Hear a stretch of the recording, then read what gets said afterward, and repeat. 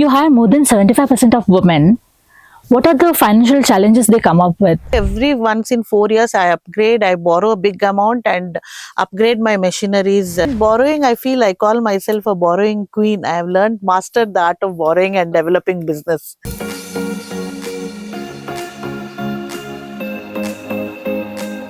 Welcome to Risk and Reward Corners, the ultimate podcast for traders, investors, and financial enthusiasts, brought to you by CityIndex. So today we have with us Mrs. Jyotsna Pai, Managing Director, Pai Bakery. Welcome to the podcast, ma'am. Thank you. Thank you so much, Shweta. How are you doing? I'm doing good. Business is booming. Everything is rosy and nice. So, can we have a brief intro about yourself? Well, I'm an electronics engineer from Bangalore University. I passed out in 1992 from Dr. Ambedkar Institute of Technology. So, post that, I worked for around 2 years in different firms. Software was just beginning at that time. So, I did documentation, technical documentation with the firm. And post that, arranged marriage brought me to Belagavi, a tier 2 city. So after being born and raised in Bangalore, it was a cultural shock to come to Belagavi. But today, this is a blessed thing to be in a smaller city. So, it was a turning point for you. It was for my entrepreneurial journey. So this is my 31st year of entrepreneurship. That's amazing. So, what helped you to step into this business world? See, I'm an entrepreneur who adopted to the environment and became one. As I told you, a marriage brought me to Belagavi, and our family was keen that I should not be working anywhere outside. I was allowed to do anything inside the family. So at that time, luckily, we had purchased a a bakery unit, which was not doing so well. So along with its liabilities, we picked it up. That's amazing. And it was very convenient for me to go into that. And I always nurtured, or enjoyed the thought of having my own enterprise. So it was very convenient for me to grab that opportunity, and I utilized it to the fullest. That's great. What financial principles helped you to sustain for 26 long years? See, there were many. Some of them is I always, had a target for myself when it came to turnover from my initial days. That is, if I have a turnover of, for example, 25 lakhs now, so I already used to, make an chart and keep it. This time next year, it should be at least 25% above this. So this was a target I used to put for myself. So it was a challenge which I had to achieve. So subconsciously, I used to keep planning on what I should be doing to attain that target. Second thing is, every once in 4 years, I used to think about upgrading my machinery. So I used to buy, borrow money from banks, and then every 4 years there was upgradation. So because there is loan, when you borrow, it is like a cow or dog or whatever chasing you. So you are running. There is a reason for Faster you to, than before. yeah, every morning you are running to your business place because you've got those EMIs to fill. And I used to give an annual raise for my staff. There are many small things like that, and never use the money raised in business for my personal benefits, for home. That's the most important thing. Yeah, for upgradation of personal life. At this time, I would like to mention my father-in-law, Vishwanath Pai, the reason for where we are today. Father-in-law always said, if you invest money in your home, you'll have more guests.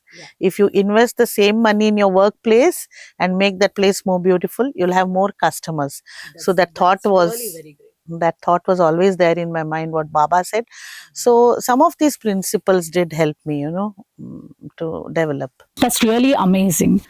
You have said that you have started from a small unit which wasn't working.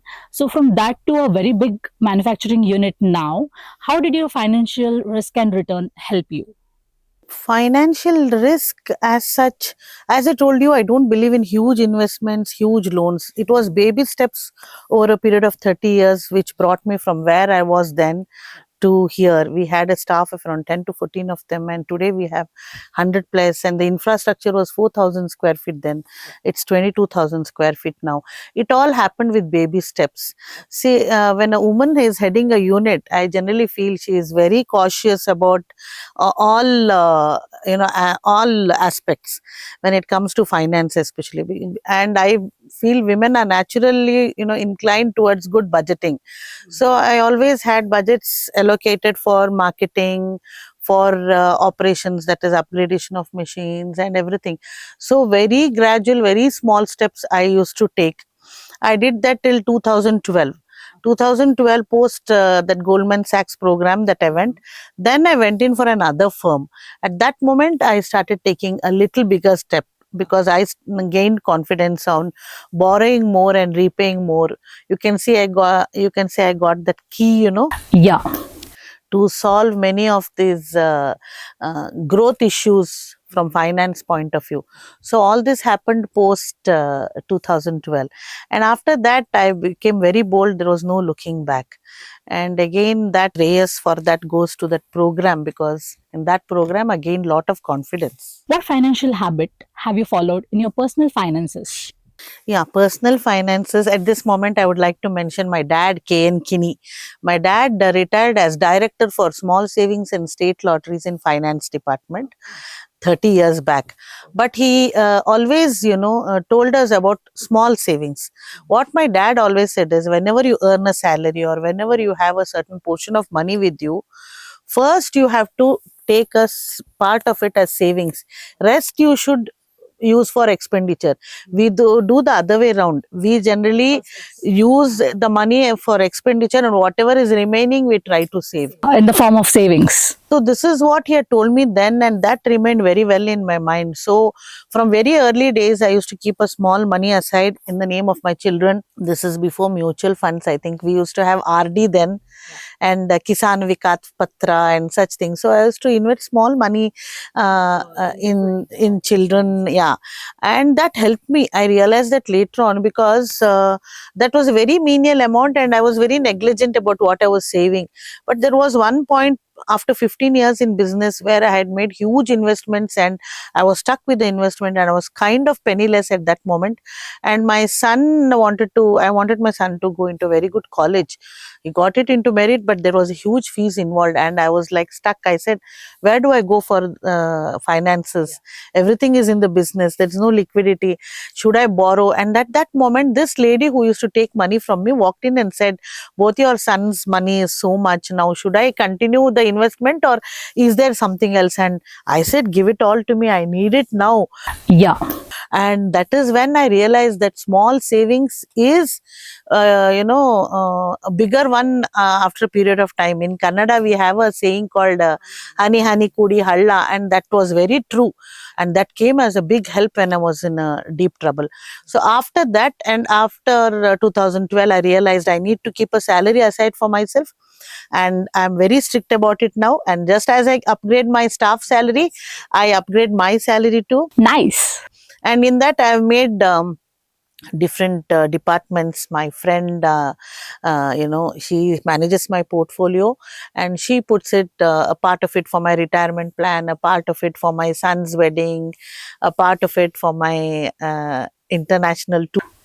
That's also necessary. Yeah, she does all those things for me. So it has become much better. I'm more organized now. Whereas the same thing I used to do in a very unorganized way then. Apart from that, I keep a small part of my business money aside as a corpus. As I told you, every once in 4 years I upgrade, I borrow a big amount and upgrade my machineries at bakery. And we need lot of, we are into distribution. So I already have 7 to 8 four-wheelers. So we need to even buy new vehicles. For everything, for loan, we need We need collateral. we need at least 25% of our contribution. So I have to keep a small part aside for that. Yeah. So now after 30 years, I think I know where to keep what, and that has helped me. It's a very long time actually. Yeah. So personal also, at that level, I keep some money for all those, and I save again for my future developments. And borrowing, I feel I call myself a borrowing queen. I have learned, mastered the art of borrowing and developing business. That's So amazing. I'm, yeah, that has helped me. How organized or unorganized it was before, and how organized it became now. So we wanted to know from you, and our viewers will definitely learn from your mistakes. That's the reason we have invited you for the podcast. They'll not make the same mistakes, they'll encounter the new ones. Yeah, yeah. Initial businesses, I made lot of mistakes financially. As I told you, very immature. I dumped all the money back into business without realizing where it should be done. Many a times it was only in operations and on the shop floor. I never invested enough on marketing. So I learned after around 15 years. At one point, when I told you I had another unit, which was huge investment again, there I didn't plan things properly, and the returns were very slow. And that time I realized all the mistakes and follies. And as I told you, post 2012, I would put my journey before 2012 and post 2012. Then I realized that this is how I should manage, where I should keep my finances aside, and that has helped me now. What was the year when you started investing? Like, if you remember any time particularly? 1994 I started my entrepreneurial journey. So petty small, those days the savings was Before, very when you small. said you were working during your engineering Yes, days. yes. So I was saving, but I think I used all the up when the marriage came. So post that, it was just maybe 1.5 to 2 years I worked with an antivirus package company, and as a research assistant at NAL for some time. So that was not very big or this thing, but the idea of saving was there from the initial days. And dad, and even otherwise, I think women, we have a tendency to keep aside. We have inbuilt this, so it does not matter now. Yeah, even in olden days, we hear that a small bunch used to be kept in the rice dabba and here, there. So, keeping finances here and there has always been a part of a woman's, domain. What are the financial challenges they come up with, or do they have any skill development programs, or requirement they have in short term? Yeah. See, what happened is I hired women not because I was, motivated as an activist to have more women. Generally, a woman at the helm of any unit has a tendency to employ more women because we have that comfort level with them. Second thing is, men leave jobs very often, and they are bold enough to yeah, move to different companies, but women will think 100 times before doing. At one time, I think around 20 years back, I didn't have any women, maybe one or two for any menial work over there and here. There was a point when one morning, our mixing, baking, all men, yeah, decided to form a team and leave me and go and join a competitor. One morning, I was left with nobody. I had those 2, 3 women with me, and that's it, packing another 3, 4 ladies. I thought this is the day my business is going to come to an end. And at that time, I motivated them. I gave them the dream of a better package, better responsibility. So, 1 or 2 single mothers and widows there said, "We are ready, you trainers will do it." And that very day, the things changed. And today, I feel very proud to say that many of my departments are headed by women where they handle mixing of tons, not a few kgs, tons, 1,000 kgs. So It's huge. It's really huge. yeah, It's just about our belief. but most of the women of them are around poverty line who work with us, because you can guess, bakery job. Yeah. So what has happened is they have a lot of, as I told you, most of them are single mothers and widows. So they have to manage their money for their home and other. So there is always deficient. Yeah, there is always deficient with them. But some of them I could again, distribute them in different groups. Some of them have RD people come to factory, just as soon as they receive their salary, they'll put 15 to 20%, they pass it on to them. So there is a group which does that. There is a group which spends on sangha, I don't know what they call it, they have a group of women, yeah, community kind of finance. So some put in that. There are some who have borrowed for a bigger expense at home. So we have all kinds of things, but I've noticed that they are managing their finances well, even if they are at their bottommost. And we have ESIPF, so they have that provident fund money as gratuity and all that as a fallback for them. And we also have a small corpus kept aside for interest free loans.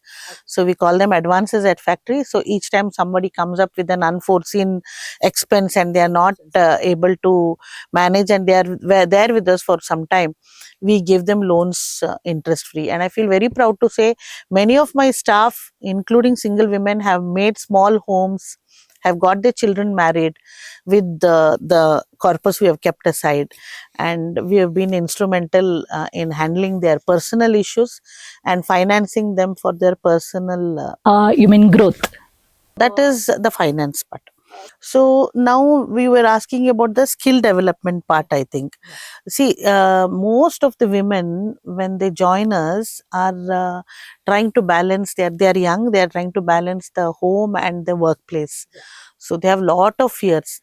Even if they are capable of doing something, they fear that if they do some good job and the responsibilities increase on them, then they may have to spend more time here and not have enough time to manage their homes. So they have the strength, but they don't have the confidence. So at such times we have a team of department heads. We study their strengths. We see somebody is very good at getting work done from a group of people. Some are very good at taking orders. So as per that, we call them aside. Yeah, we see their strengths and we appoint them. And some are very good at taking risks, so we use them at some points where there is a lot of negotiations involved. So we give them different jobs, and we see their strengths and we upgrade them. On job training is there. There are many ways by which the skill development happens at the workplace. It has not been an issue at all. We even have women as marketing executives now.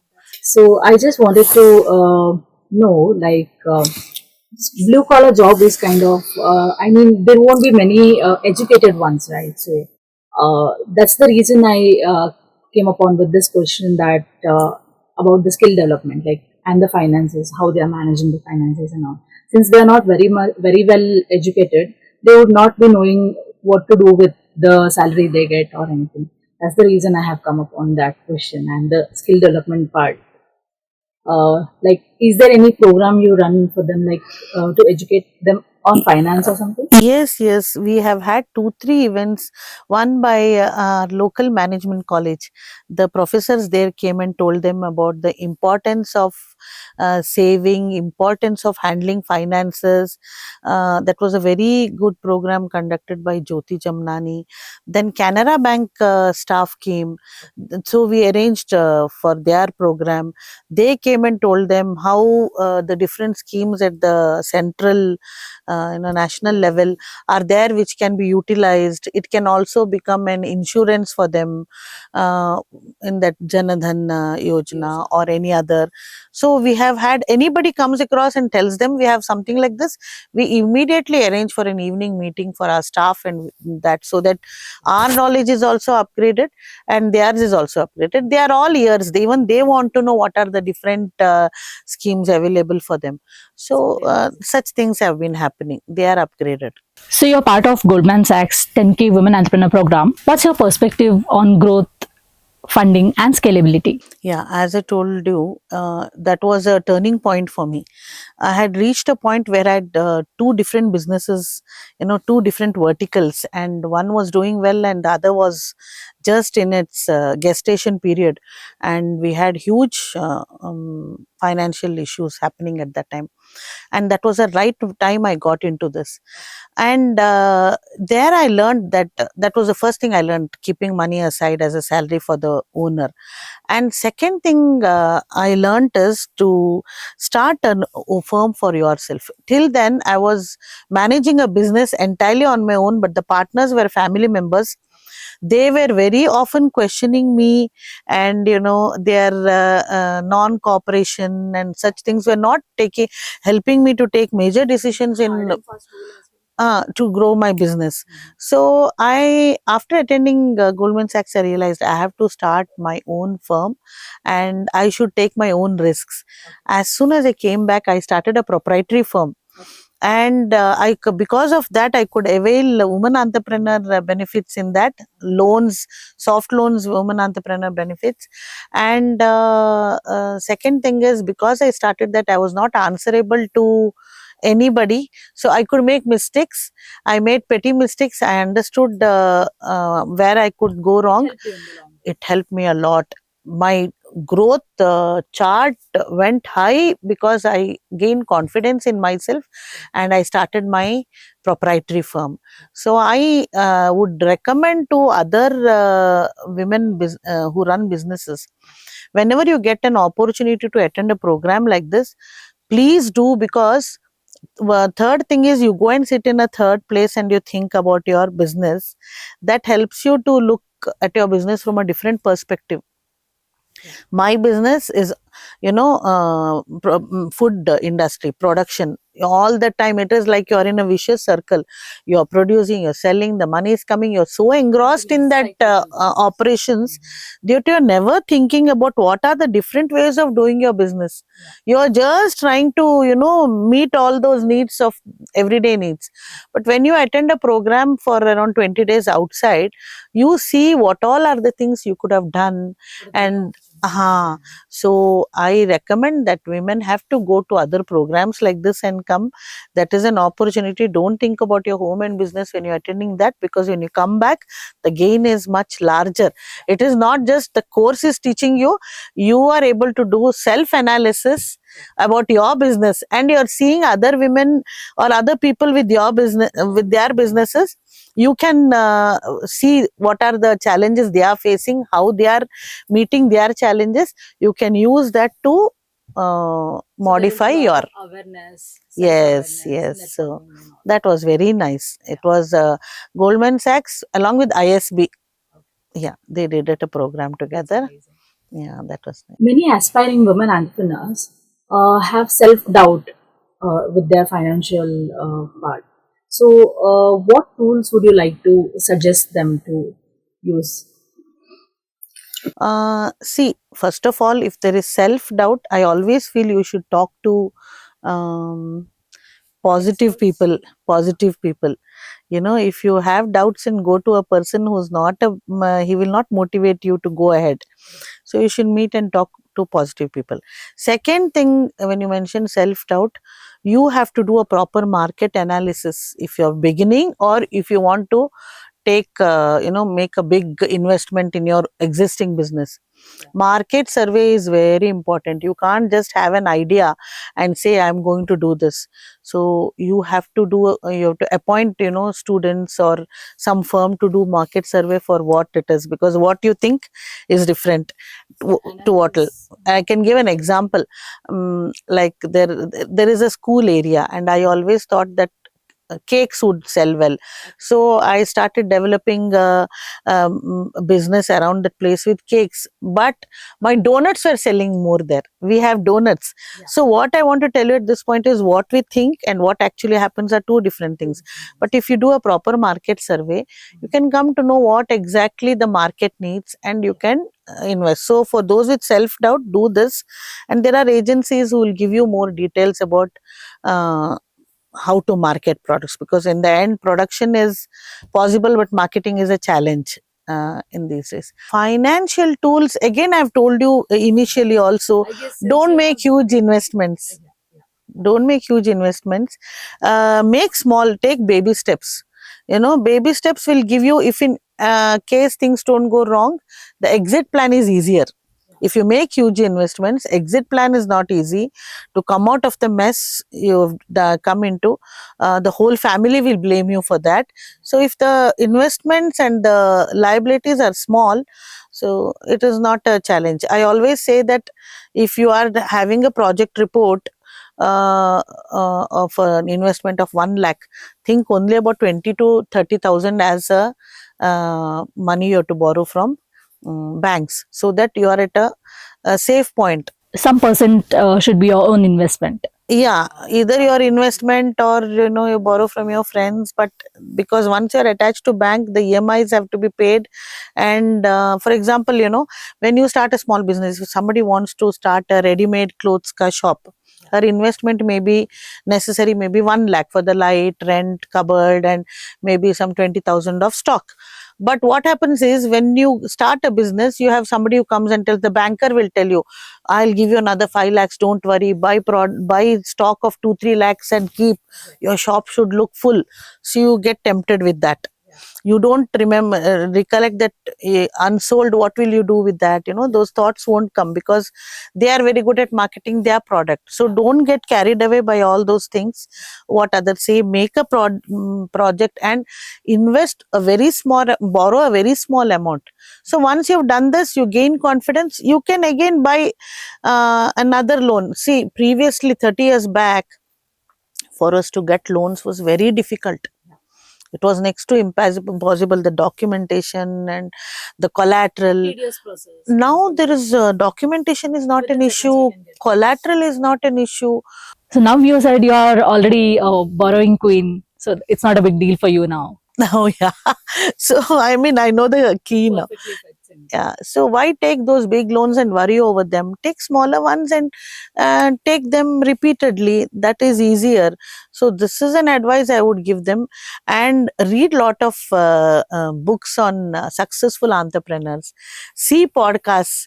So like the one we are in. Yeah, that is what I did, because as I told you, I went through a bad patch in between. I was those days we didn't have YouTube or mobile. I used to carry Shiv Khera's book called "We Can Win" or something like that. So I used to carry that book. Each time I panicked on what position is, and I used to pull out that book and read a few pages. That used to give me positive vibes. I used to feel confident. No, I can come out of this period. So that is the reason I say, now you read books or read or see podcasts and get yourself motivated. Don't go to wrong people. And so whenever you are in self doubt, go to people who are positive. Now you're experienced in both manufacturing as well as uh, tech driven company, that's like your matchmaking company you had. How do you see digital platforms and fintech transforming women led businesses, Yeah, yeah. Digital finance and fintech has been a especially in tier 2 boon cities? for us. Yeah, it's been a boon for us. See, our business is has lot of cash involved in it, because it is more B2B. My vehicles carry our product and go and give it to shopkeepers, and it's more of B2B, so cash collected. And at the end of the day, we had a huge Herculean task of collecting all the salesmen's money and sorting them out, and there was so much involved. Now with UPI, it has got simplified like anything. All my salesmen, they collect money from their shopkeepers through UPI. They directly transfer it into our accounts. So the entire cash activity, we still have cash activity, but it is reduced to a large extent. And I feel so happy to see that small, vegetable vendors are also using UPI. So I think that has, At some time we have to change is necessary. yeah, at one point we used to have change problem. There was no petty change to be given. So all that thing is sorted out. That is one thing which helped me. UPI helped. Second thing is, we used to do payments. We have huge payments, because raw materials are almost, we need around 50 to 60 types of raw materials coming. So payment used to be the check and filling up those forms. And then one person goes and deposits there. He stands in a queue. He takes the whole day for payments. Now we just spend around half an hour to 1 hour. We have net banking happening. So my staff and me, we sit down, we just see the purchases and we do the payments in a few, you can say in an hour or So it's a blessing for you now. so. Yeah. So this is again a blessing. Otherwise, business is booming. Unlike previously, banking was very few people used to go to bank. Now there are so many businesses. If we didn't have this provision, we would have to stand in queues. Yeah. So payments has become easier and collection of money has become easier. So I feel fintech is it's a blessing now. That's truly rightly said. And even our staff's payments we disperse through our account. So again, they don't have to come and wait in the Since you have office for been into the business for 26, 30 years, like you said, so I mean, you have seen a lot of changes from then to now. yeah, So that's really yeah, nice. that is, yeah, we've The seen way a you lot. mentioned things like before, how was the process before and how it is now. So people who are thinking that array UPI is there, it's a boon. They should realize that it's a It's a boon. boon. It's a boon. It should be rightly utilized. It's a boon. So looking back at your journey, what would you say the best financial decision you made? You said like you feel you are a borrowing queen now that you have learned everything Yes, until now. yes. Like how do you See, borrow? for expanding business, taking loans is a priority, and paying them back properly is a challenge. Now you have, see, when you go to banks now, since you mentioned fintech also, you have this CRISIL and other companies which do ratings. So when you go to a bank, your entire detail is seen there. So you have this responsibility of maintaining your records, so that for further borrowing you should have a very clear record. So all these things can has to be, these are the challenges which we had to take up, and that is what I have done properly all these years. Responsibilities are very huge. Unlike olden days, if you've defaulted, nobody would know. So those are the disadvantages we would have in olden times, I can say. Now, if any small, yeah, now any small mistake done, subconsciously also is reflected in your, yeah, and ಜಾತಕ ಪಟ್ಟಿ ತೋರಿಸ್ದಂಗೆ ಅಂತಾರಲ್ಲ ಕನ್ನಡದಲ್ಲಿ. So Yeah. everything about yours is known to them as soon as they, yeah, as soon as they enter your number. So one has to be very cautious, so that is a financial thing which I did. I've maintained that well, and that has helped me. But I feel I should have started another vertical also, non-food industry. I feel I feel that is one thing I was so focusing and caught in that, in one business, that I feel I had the capacity of doing one more thing. I should have done maybe something in an education sector, or something different from what I'm doing now. So those are the regrets that I have. Maybe that would have grown now and been another vertical. So still, Uh, it's never too late to yeah. begin, right? But now we have gone into catering and event management. That is another vertical by itself. But that again is food related and comes under the same, tree. But I feel I should have done something else also. I had, around 30 years back, tried something in computers, in inventory, and trying to, those were the very initial days of software. I tried, but I was not very successful, not able to focus time on that. I had two small children to raise also. That was another vertical by itself. That's a challenge women face, raising your children. That's true. We have different shifts, the work shift and the home shift. So that is one regret that I have, that I should have done something else. But I did, as I told you, matchmaking. Just started it with books, and then now I have a very good website for matchmaking, and now my younger son has taken that ahead. He's going to make it big now. So that's another vertical, but that vertical was not as a business. That vertical was more, yeah, as a community, give back. And I always, enjoyed, that was a passion. I enjoyed connecting people. Used to give me great pleasure in doing that. So even today, if there is somebody who needs something and somewhere else it's available, I feel very happy to connect people. Yeah, I enjoy that. So that is what I did then. It was a passion, and I give back to the community. But there should have been something else. That regret is there. So, ma'am, as we know that we have a Women Entrepreneurs Belagavi group. So, what motivated you start that group, and when was it you started? This was again, I think, 2014-15. I was very lucky that I was picked up from Belgaum district to receive an award at the state level. It was arranged by the industry ministry, and the award was called Wow Women of Worth. And when I went there, there were bureaucrats and politicians on the stage, and we ladies who received our awards were all seated down. And I heard some women asking for, SEZ and land for women entrepreneurs, or some soft, some tax holidays for women entrepreneurs. And each time they put a question, the bureaucrats and everyone asked, "Do you have an association? You cannot ask a question Oh, is it? on a single as a single person. You have to represent a team, only then the questions will be." That is when I realized that even if I come across some problem in my business, I don't have a community with me. And I realized the importance of that. And after coming back from Bangalore, I started this association called Web Women Entrepreneurs Belagavi. So started looking out for women who are into active business, not those whose just name is there in the business and they're not active. Started looking out for those who are actively there, collected them, made an association, met every Thursday, went and introduced ourselves to different government departments like DIC, District Industry Center. They were very supportive. They started telling us to make a cluster, and we started inviting speakers who came and told everyone what are the different benefits. There are common issues so that they can come and connect with each other and get sorted. Help each other, and we started asking people with the problems and connecting them to banks or other certification departments.